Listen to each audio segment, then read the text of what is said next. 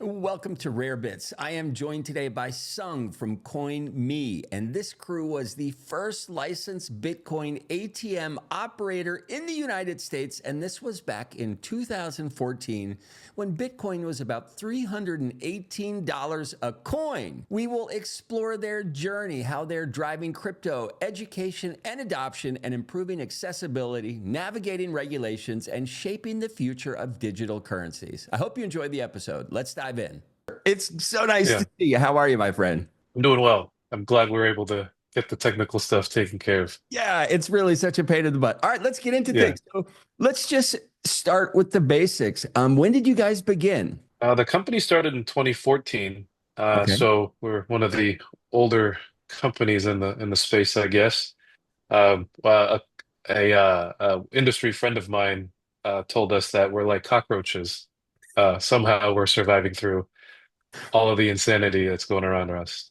Launching in 2014, I mean, you had to have an enormous amount of conviction or insight into the space at that time, just because it was such a different ecosystem then. What led you into it? Well, to be clear, I actually joined in 2017. Okay. Neil and Michael, who passed away recently, they started the company in 2014, and I actually attended the opening party for the organization. And I remember thinking to myself, this is a terrible idea.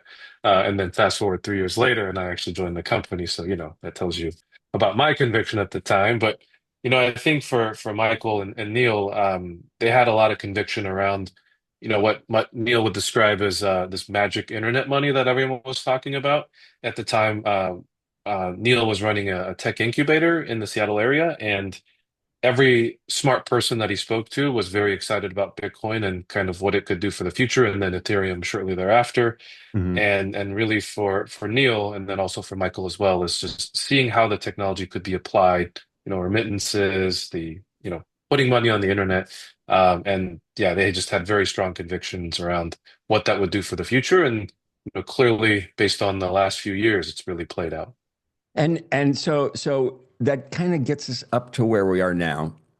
Um, and just with the field that you guys are in, and I think the first thing that I think about is some of the regulatory landscape that is Mhm. changing, not only in Europe but in the United States. I think there was a fair amount of uncertainty before the previous election cycle, and it seems like some of that uncertainty is moving to the wayside, and we're getting kind of this tailwind behind the crypto industry that we have never ever had. And what I think is even more interesting is it hasn't even really kicked in yet. I believe it kicks in Yeah. after January, and we really get some initiatives moving up on Capitol Hill. How do you guys stay compliant with this ever evolving regulatory landscape? So, I mean, that's a great question. There's two layers to this that I think most people don't realize. There's the federal landscape, which is extremely impactful. But on the other side, there's the state landscape. So our licensing is on a state by state basis. We don't have, I mean, it's And it's and not where where required. where, where are you? We operate in the United States. We Okay. do have an entity in Brazil, and back in 21, before that crypto winter, we did a lot of work in going international, kind of put that on ice. But we'll be pushing that out again, in this coming year. But coming back to the U.S., we're definitely operating in all, well, most of the states. There's two states we're not currently operating in. One of them is New York, and we've been going through the bit licensing process for quite a few years there. I think at least 3 years, if not a bit longer than that. But yeah, it's a state by state analysis. We deal with state regulators as much as federal regulators, probably more so. Mhm. And people talk about getting licenses like the bit license in New York, but really the hurdle isn't getting the license. The more difficult part is actually maintaining the license and going through the exams. And as political winds change and as customer opinions change, the regulators may behave differently, based just kind of what their pressure points are from their constituents. So that's really the difficult part, is really the state regulations and the fact that there are 50 states. It's like in Europe, you have a country by country analysis, but Mhm. even they've actually figured out more portability of those licenses between countries. Whereas in the US, it's really very independent between all the states. And it's interesting. I think in this crypto space specifically, I think so many of us build in silos, meaning that many of us are trying to create or duplicate the wheel, and all of us are Hmm. building, head down. And it makes me think of, when do we actually see the traditional and crypto finance worlds truly blend? And if that comes from a legislative perspective, top down, I think Yeah. it will bring a bunch of change where maybe we're not all building in silos, and we can look at other strategies that have worked. One of the things that I love is the crypto sandbox, when countries decide to test pilot things and see if it works, see if it gains traction. I don't think we've done that enough in the United States. So, do you guys see a huge advance to traditional finance and crypto beginning to share the same road? We're certainly seeing investments from the traditional finance side coming into crypto, especially with the ETFs, and we're expecting a lot more ETFs this year. And I think that's really going to move the needle because when those large institutional organizations when they start feeling the impact of the separate legislation and kind of separate regulation that we're all subject to, they're going to say, well, this doesn't really make sense. Let's unify some of this legislation and regulation so that there's more certainty in these industries. Mhm. In our opinion, crypto is kind of the next evolution of finance, right? We don't see it as two different paths of evolution. Crypto, like stable coins are now becoming very, very popular with traditional finance companies, them understanding kind of the removal of barriers that makes business a hell of a lot easier. So, as those things happen, I think you're totally right that those two industries will have to merge and regulations will have to be more clear and unified. Yeah, I absolutely agree. When you are talking kind of about the overall picture and the global impact, is it difficult to deal with the legal peculiarities of each jurisdiction? It seems like it just must be an overwhelming task to deal with. Yeah, I mean, fortunately, that's not the main part of my job. So, other people have to take that burden within our organization. But the little bit that I deal with, definitely a huge burden. And as I was mentioning earlier, it's not the acquisition of MTLs and the whatever the licenses are called in each state. It's the maintaining of those and answering regulators, questions and figuring out the changing landscape in each individual state. Like Hmm. we have teams that are just devoted to like monitoring the changing regulations because they do change frequently. And Hmm. the fact that we have this cash element to the work that we do makes it even more challenging because then there's separate legislation, not even just for crypto exchanges, but also for cash on ramps. And it's a bit of a nightmare to deal with all that. But ultimately, we're trying to provide a service that the market is demanding, and we think it's worth the regulatory exercise to be able to do it. So, we're always excited to come to work in the morning and make sure we stay compliant. I love it. And so I guess that brings up the question, or just the idea, that I think change comes when accessibility is easy, right? We're getting to this wonderful spot, this sweet spot in the industry, I think, where the UX and the UI is beginning to catch. It's not caught up yet, but when we get to a point where the normies can actually just come into this crypto space and they won't notice that they've crossed a threshold, it just becomes a continuation of life. To me, that's when the UX and the UI is on point. What are you guys doing as a company to make it easier for the normies to get involved? So we initially started with Bitcoin ATMs because we thought, back in 2014, that was the easiest way for someone to buy crypto. It was a Hmm. very, very native feeling experience where you're putting money at a kiosk and you're getting a piece of paper that says you own crypto. Like bringing tangibility to that experience, we thought was very important. And Hmm. it's really played out. Over the last decade, we've helped onboard a lot of people to the crypto industry, and we've been proud of the work that we've done. What we've moved towards from there is to crypto enable other financial institutions Mhm. and other, just Web2 companies in general and now Web3 companies. We started that with Coinstar. That was a kiosk-based crypto experience where you're bringing cash and buying Bitcoin and other crypto assets. And today, now it's crypto as a service, where we're Right. enabling Web3 companies to offer a very native on-ramp experience. So, for people wanting to use debit cards or bank transfers in Web3, they're generally kicked over to another platform, right? Like a MoonPay or something like that. And those companies have done a great job to make that process very simple, but it still feels similar to how users were kicked over to PayPal Mhm. in the late 90s, early 2000s, kind of that very disjointed practice that used to exist. I mean, the companies today do a much better job, but it's still not the native in-app experience that you used to with Web2 companies, right? When you present a credit card, you don't expect to be going and doing KYC elsewhere and then coming back, Correct. like buying somewhere else and then waiting for your assets to show up for, up to 10, 20 minutes, depending on the asset, right? And so we want this very seamless and native experience for anyone using Web3 products, whether that be a wallet, a game, or, a DEX or some product that's not invented yet. Like you want that Stripe-like experience that, Mhm. Stripe's been able to bring that to Web 2. And we think that we can bring that experience to Web 3 with our product offering.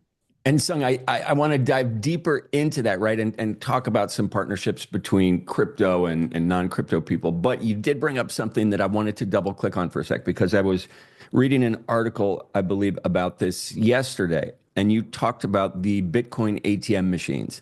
And I believe that Mhm. I read that somewhere, I believe it was Brazil actually, that they are removing some of these machines. And I wanted to know if you heard of that or you have any insight into why the shift to actually remove it and why did it become a news blip for me to read?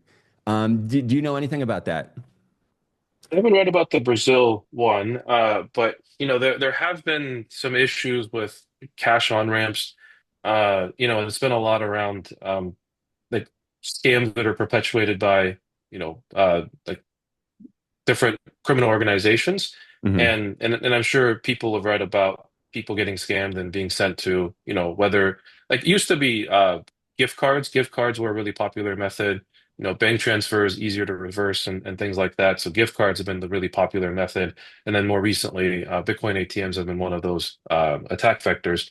But really, just any non-reversible payment method is a very popular, way to try to perpetuate these types of scams where you're convincing someone to go send them money somehow. And that might be like a law enforcement impersonation scam. It might be a romance scam. There's Hmm. a lot of different types of scams that are out there. And we have a very large compliance team that helps try to reduce the number of these as much as possible. But because crypto transactions are irreversible, people are being sent to, Bitcoin ATMs and wallets as well, digital wallets as well, and they're convinced to send money. Now, there's the big article about pig butchering on CNN and other news outlets as well, and really that's one of the like impacts of crypto being irreversible is that No. and we've done a lot of work and we're continuing to do a lot of work to make sure that we can very well verify who's doing transactions and try to really limit this type of activity. But I equate crypto to cash in the sense that like if you hand someone your physical dollars, right, and someone walks off with them, like you're never going to find them again, right? And because it's this very tangible and irreversible asset, like that's the risk that you run with it. And I think as we talk about improvements in UI UX, like that's something the industry can do to try to help mitigate that. And we're definitely at the forefront of trying to do that. You know what? It's funny. I think that's my mother. One of her only apprehensions with crypto. One, Mhm. she's getting older, and two is that the finality of it. If she makes a mistake, there is no coverage for her losses. So when I think of that on the broad perspective, right, it brings up the reason we created banks in the first place. So you didn't have to hold cash under your mattress and you had a Mhm. safe place to put it. So I wonder if we will evolve in the crypto space to some sort of FDIC insurance or something like that. And I don't even want to go down that road at this moment. But Yeah. to talk about partnerships, Well, sorry, but one thing I will say yeah, is please. if you accidentally send money to someone else on Venmo, Venmo won't help you reverse that. Um, like there has to be like a crime of some kind for them to get involved. I've actually, well, like when my wife and I were getting married, we were making payments to our wedding planner, and that was by Venmo, and she accidentally sent it to like the wrong Ashley or something. Like it was like one letter off or one number off. I Mhm. don't know, remember what it was, and that money was sent to the wrong person. And the So, only thing Venmo told us was, go ask that person to see if they'll send you your money back. yeah. Fortunately, they did. We had a very nice Ashley who, but she took a week or so. Yeah. And so for a week, we were very nervous about the few $1,000s that we had Venmoed her. So it's not just crypto, it's also in fintech as well, where, payments often can't be reversed. Yeah. And we are learning how to deal with the potholes in the road that come with this brilliant new ecosystem. All right, and let's get into some partnerships. Mhm.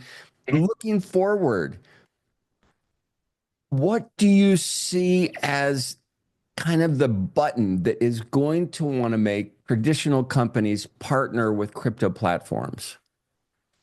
So, as a company that's partnered with a couple traditional companies already in MoneyGram and Coinstar, I think it really boils down to how can they best serve their customers?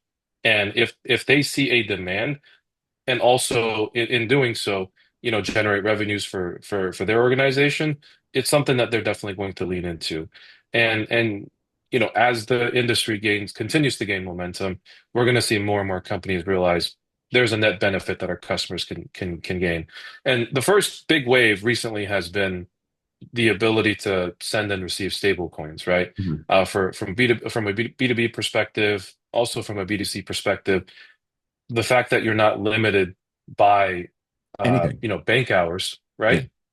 And anything, yeah, like it's really freeing up a lot of different ways of moving money and people to do business more efficiently. There's a company called Reap in Singapore that's doing this amazingly well, where they're allowing for cross international transactions for from a B2B perspective, and they're able to grow massively because especially in Singapore and all of Southeast Asia, there's a lot of import and export happening, and the fact that you're not limited by bank hours for wire transfers and things like that just revolutionizes the way they do business. So, we're seeing a lot of that, but even for on-ramps and off-ramps, I think, even just from a demand perspective, before 21 and FTX and, Three Arrows and all that, there was actually a pretty big movement by banks and credit unions and fintechs to offer crypto services because customers were starting to demand it, right? With NFTs and everything else that was going on at the time. And that all kind of came to a stop because of, FTX and everything that happened thereafter. But I think we're gonna see that once again, where people want crypto. People want the ability to invest into crypto. People want the ability to use crypto for transactions. It really reduces transaction costs. It's an asset that's growing faster than anything else that's out there.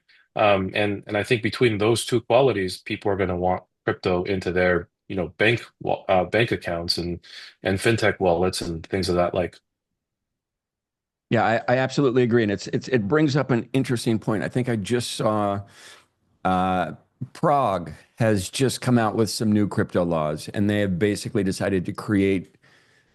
I think Mika created some new rules where Bitcoin will Mhm. be treated just as a stock, where if you hold it for over 3 years, there's going to be no capital gains tax. So included in their new ruling, I believe banks that, or excuse me, businesses that dealt in crypto. If there was a period of time in Europe where banks could randomly decide, we do not want to work with you because you are involved in crypto. And they were able to remove them from the docket. And I think this new ruling says that that is not cause for dismissal from services. So all of Yeah. these things are changing, which I think is awesome. And it brings up, I think, two interesting points, which I think are super vital for companies to continue to thrive in this space, and that's education and adoption. And it brings up two things. One, I'd like you to comment on Do you guys do your own educating when you are onboarding people? And then the second thought I have is it's really interesting. I think the crypto industry has focused on the younger generation almost to a fault. By that, I mean that some of the older Gen Xers and people like that that are not into crypto, they're not in crypto because they haven't been targeted for proper adoption and education. And yes, it's a younger mindset, and I get that. But if you think of where the capital wealth sits, it's probably with the Gen Xers.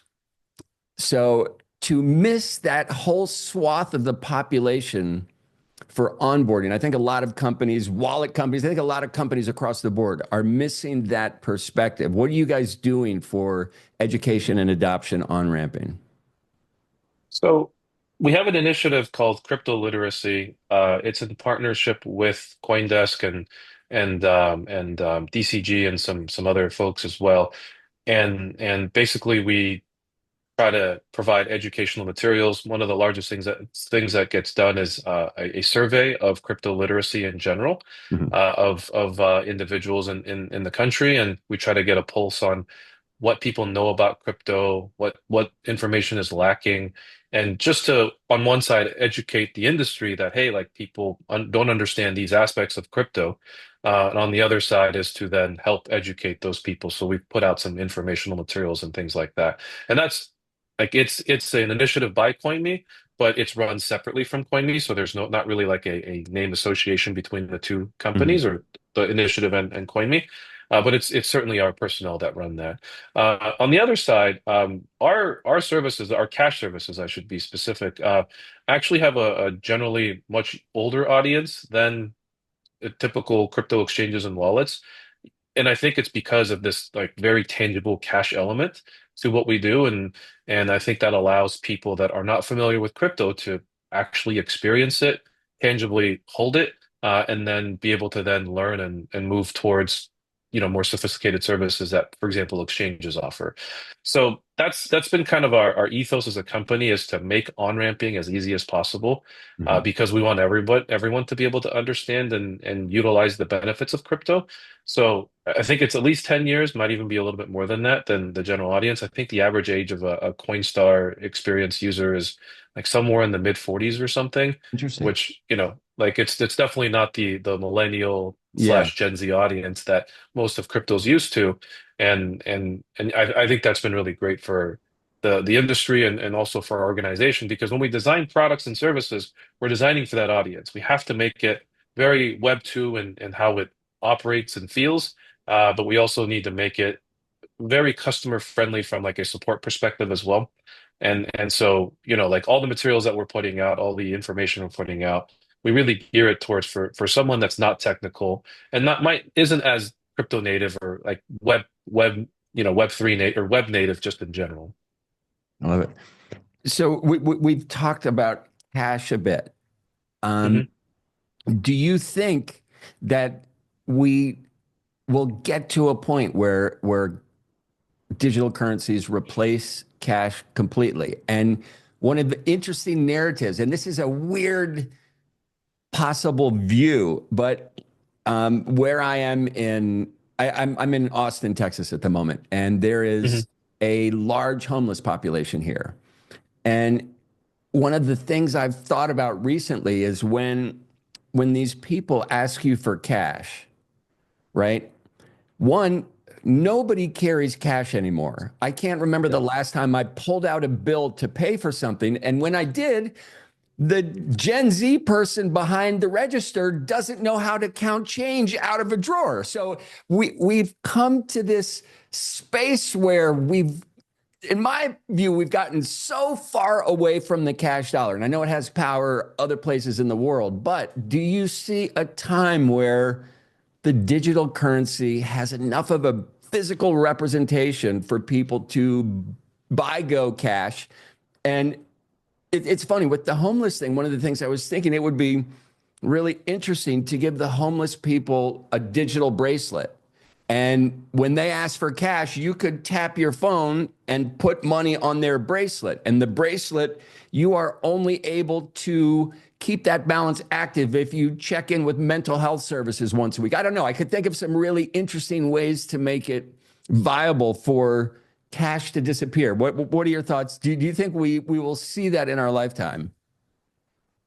I think it'll be near the end of our lifetime. Although Well, I speak think, for yourself. I'm hopefully, probably closer to the well, hopefully it happens faster than that. But it's interesting. So, a lot of countries still have very high cash usage. So I recently read a report by the Federal Reserve, and there's a lot of reports around like the percentage of dollars being spent in America is like in cash is decreasing as the overall share of the pie. Mhm. But what doesn't really get reported is the amount of cash being spent in terms of dollars is actually not decreasing. It's either stable or slightly increasing. So people that are spending cash are spending cash. Like it is a preferred way for a lot of people to spend money. And they might be like the kind of like anti establishment type individuals or elder folks that don't want to adapt to a new payment method. And I think there's a lot of reasons why people don't want to spend digital forms of money. But I think ultimately what it boils down and in fact sometimes it's incentivized, right? Like you go to a gas station and some of them will have a different cash price to a digital payment price. So I think things like that also And, make a and difference. and not only do we see that, but I've also seen stores that say we do not accept cash, period. Yeah. And Yeah. and I think that's actually illegal, but I still see it as common practice. Yeah, and in San Francisco, for example, like I've seen both, right? Like you'll go to like a small bodega or like a grocery store Correct. or even like a burrito shop or something, and they'll say cash only, and then you'll see like a fancier place down the street that says no cash. So, and it's like on the same block, which is crazy. And so what like is the divide a class system architecture kind of back? I don't know. It's Yeah. interesting whether you're old or less fortunate. Is that where cash appeals most? It seems like the young up and comers are going to be digital crypto savvy people. So I know. There was some reporting around how there was an increase in cash usage in Gen Z than there was for millennials. So. It's interesting. I think, there's a lot of psychology behind that I don't understand. And I'm sure some academics are doing some great work around that. But I think it's going to take a while for cash to go away. The only place I've been to where I feel like cash was pretty much non-existent was in Dubai. And I felt like there was a massive forcing function by the government to Mhm. discourage cash usage, right? So unless something like that, some forcing function like that exists where it's not the individual choice that's motivating that, but rather it's like a government entity saying start using tap to pay. It wasn't even like actual physical cards. When I pulled out a physical card to spend, they looked at me funny, and I was like, "All right, I'll just use Apple Pay. That's fine." You know. So I think there needs to be some external force like that to really force it along. And to that point, this an external force. It could be a number of things, right? We have calamities all over the world at all different times. Mhm. Talking about Dubai, they've adapted cashless fairly seamlessly. So it is really interesting to understand that it can be done and it is doable. Next up, let's talk about regulation versus innovation. And Mhm. is it possible to really protect the crypto users without killing the innovative side of things? So I think protection is an interesting concept because like to protect 100%, you just can't let someone do anything, right? Mhm. So there's always some risk, and it's understanding and quantifying that risk as much as possible. And I think what the industry is looking for is that quantification and regulation to be similar in nature and quantity to what traditional finance and fintech companies get. And fintech took a really long time to earn that. And even then, fintech's also, struggling with some odd regulation here and there as well. So I I think that's kind of what it boils down to is I think regulators are generally behind innovation. I mean, that's just the nature of that beast, right? But we need folks on the regulatory side that understand and that want to provide some amount of birth to these innovative companies so that they could take some risk and try to push everything forward so that there's a net benefit for society, right? And I think like smart regulators in certain states do that. As we look at the state by state analysis of that we go through, Mhm. whereas some states aren't as forward thinking. Like Coinme got a money transmission license with the state of Washington back in 2014 as a crypto company. And by our account, I think we were the second company, like a month or two before or after Coinbase, excuse me. And the state of Washington issued us the license, the first crypto license that they gave, and the regulators were very forward thinking about, hey, like this seems to be a new technology, and we want to explore this with you, right? We're not going to say no. We're going to say, all right, here's a limited path forward, and keep us educated on what you do and how this industry moves forward. And so it was a great partnership that the state of Washington offered the company. And our company couldn't have grown without it. So that was a really great thing the state of Washington did. Um, so I think there's good regulators out there, and I think there's good regulations out there. But what the SEC has done over the last few years, and kind of putting a huge clamp down on the industry, and some of the rumored things that happened with Operation Choke Point and all that, like, yeah, those are terrible regulations that really limited the industry. A funny anecdote, when I joined the company in 2017, well, I didn't personally call, but I helped call 200 banks to try to get a bank account for the company because the credit union that we had been working with stopped working with crypto. Um, Not that it's 100% on the other side of on the other side of it yet, but we have multiple bank relationships now, so it's a different world. But we certainly can't subject entrepreneurs to having to call 200 banks to try to get banked, right? Like that's just like you can't operate as a company without banking, and at least today. So those are some things that regulation can do better. I love this. And Sung, like before we wrap up, I want to be sure and give you a chance just to answer. What is next on the horizon for CoinMe?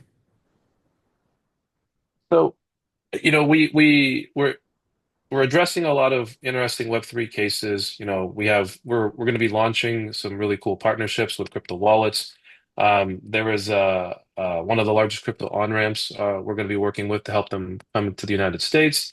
And then we'll be launching with a Web3 debit card provider, connecting a very large non-custodial wallet to a debit card that spends the balance on the non-custodial wallet. So Brilliant. there's some really cool products that we're launching in Q1. We're very excited about, and I wish I could share with you the names, but within a month or so, I think you'll be able to see it just kind of covered in the crypto journals. But beyond that, we're trying to do international expansion again. Our partners are global in nature, and they want us to be able to offer our services to them all over the world. And then we're also trying to create SDKs because right now we're a pure API-based service. So you Mhm. create the front end, start from scratch, and it really offers the larger partners that we work with the ability to create a very native solution for Mhm. their customers where it looks and feels just like anything else within that, like, the MoneyGram app or, our wallet partners, things like that. But we have a lot of smaller startups who are saying, hey, it costs a lot of money and time to build all of that into our services, into our front end. Can you make it simpler for us? And the Right. SDKs will definitely do that, where they can integrate within a day or two and be able to go live with really no time at all, and start generating revenue and offering lower cost services for their customers. And that's what we're really excited about. The SDK rollout sounds just like a door opener for, I think there are a lot of players in this space that find entrance cost prohibitive. And Mhm. sometimes that cost associated with coming up with new ideas, it gets washed out because there's no financial way to get it off the ground. So an SDK is in my view, a way to get the tentacles even further into the ecosystem, pulling out some really good talent that wants to deliver on some stuff. And last Yeah. up, how do you guys deal with unexpected challenges coming down the road? Because if just looking at Bitcoin, we cross 100K, we're back below the all of the ups and downs that go with that. How Yeah. do you guys handle these challenges and just keep plugging forward? Doing it from 2014 is absolutely amazing to me. So, how do you guys do it? Yeah, I've been through two crypto winters. The company's been through three, and I think it's just having that ambiguity and uncertainty baked into the culture of the company that, it's something that we have to expect and that we have to be able to deal with. We don't we even from like a financial perspective, we don't have a lot of we hold a lot of dollars. We don't hold a lot of crypto, Mhm. which on one hand, it's kind of counter to the general ethos of a crypto company. But on the other hand, we have to preserve our runway, right? And we have to be able to build through the crypto winters. And we weren't always like that. We had to learn that the hard way. But we learned that lesson, and we learned that it's more important to, have certainty around as many things as possible in a very uncertain atmosphere.